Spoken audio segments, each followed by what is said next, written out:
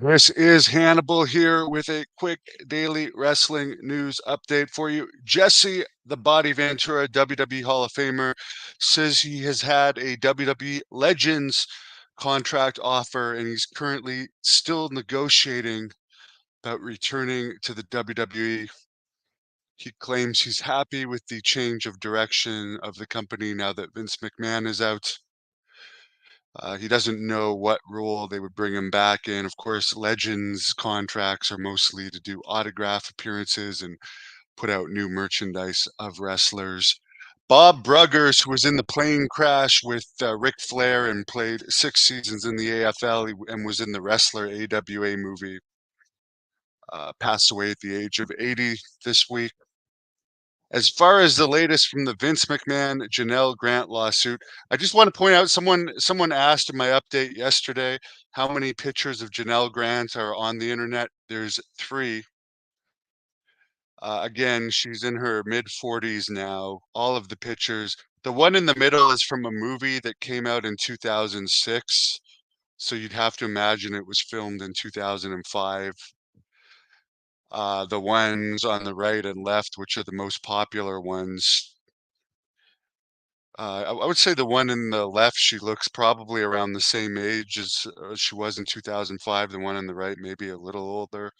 But basically, none of these pictures appear to be her in her 40s. So it seems like they've deliberately tried to make only like the young, innocent pictures available on the internet. As far as Vince McMahon, according to Dave Meltzer, he bought that multi-million-dollar apartment unit where he met Janelle Grant, where she also lived in the early 2000s when Donald Trump still owned it. And of course, it came out that both McMahon and Grant had partners. Apparently, they were both cheating on. And if she wasn't cheating on him, apparently she still lived with her ex, who was a lawyer, and she also had her law degree. Um, Anyways, I'm not going to get into that too much, but Vince McMahon apparently deleted his text messages with Grant, and Grant is only showing her side of the or his side of the text messages, not his responses. So obviously his responses, if it goes to court or arbitration, are going to have to come out. You can't just show one side and hide the others. She did sign a financial release as part of the arbitration deal that also included a non-disclosure release and covenant not to sue. And a lot of people are saying what this is basically going to come down to is, did Grant breach the confidentiality agreement prior to February 2023 when the date of the missed payment from Vince McMahon occurred? So we'll keep following that. Apparently, WWE is going to move their pay-per-views to Sundays, according to Dana White, on a lot of weeks to avoid conflicts with UFC, which is also owned by TKO.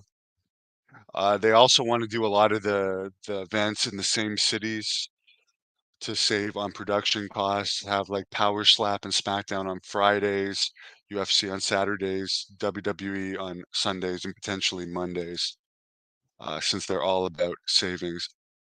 Yeah, Raw is dropping ratings. So is SmackDown. SmackDown did their lowest rating of the year with Cody Rhodes as champion and lowest viewership of the year. Here's something interesting about Cody for everyone says he's so popular.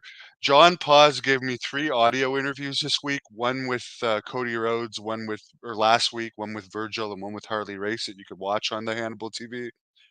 Cody's did far less viewers than Virgil and Harley Race. So take that for what it's worth. Conan the Barbarian was released on this date in 1982. What a great movie. Someone's making fun of Jesse Ventura living off the grid in the Baja. I like Jesse Ventura. I'd love to interview him. I was going to at one point, then his agent changed the deal, which was a slime ball move to do.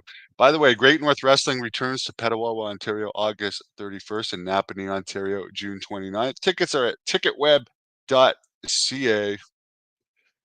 will with silos full of tortillas. Yeah. I mean, Jesse's an interesting guy. He talks a lot. I think I could get a great interview out of him. Maybe it'll happen one day, but I won't hold my breath on it. And I'm sure WWE. He is one of my favorite commentators are Jesse Ventura and Bobby the Brain Heenan. I do think I agree with you, Ivan. A lot of people are going to watch it on Netflix. I'll be more. I am going to get Netflix once WWE switches over to Netflix because the WWE network is the shits in Canada, the drizzling shits.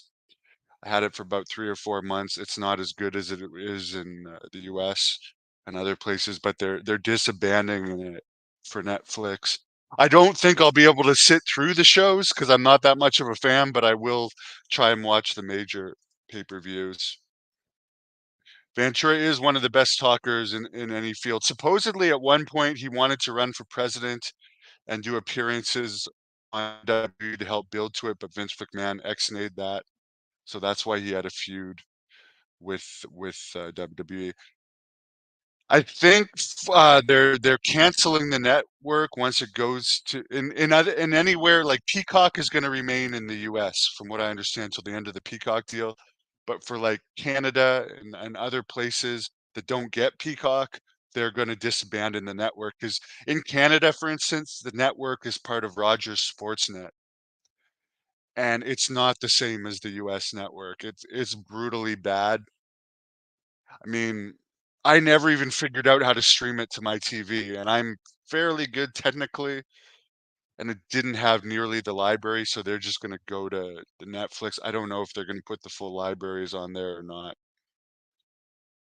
I don't think Jay that Ventura is gonna be a full-time commentator, but I could see him doing stuff here and there to please the old school fans like me. I mean, I'd watch a Jesse Ventura commentary match. Anyways, guys, have a great afternoon. I'm heading off to the gym soon. Wish everyone a good day. Bye. Thank you for watching The Hannibal TV. Please help me out and like this video, then click the subscribe and get notifications buttons so you don't miss any of my latest shoot interviews, match videos, or news updates. Follow us on